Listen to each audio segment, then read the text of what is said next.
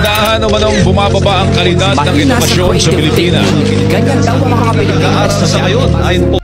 Some people say we cheat not to get high grades, we cheat to survive. For us, if you really believe in yourself, you would not even think about cheating, no matter how afraid you are of failure. Because failure is just a chance to learn and try again. But cheating, that's not learning at all. Because when you cheat on an exam, you're not just cheating your teacher or the system, you're cheating yourself. We are from Intel Classroom.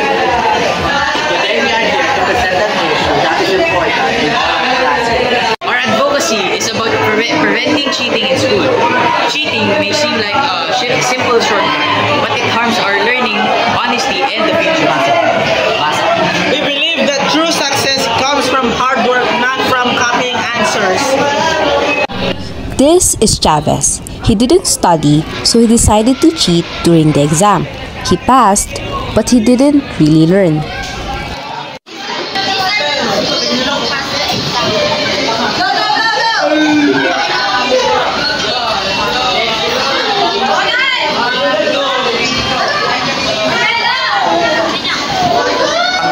Cheating may give us temporary grades, but it destroys trust.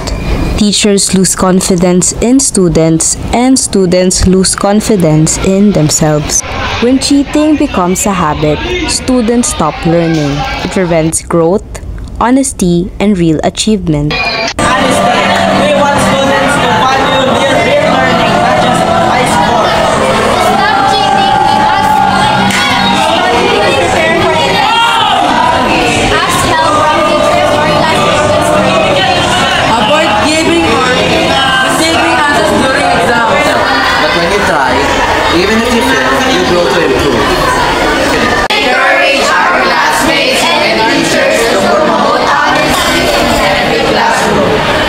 Let's build a school of honesty, effort, and success. This is Our advocacy, and together we can make a difference. Hard work may take time, but it always pay off. Trust yourself, stay true, and remember, real success is earned, never stolen.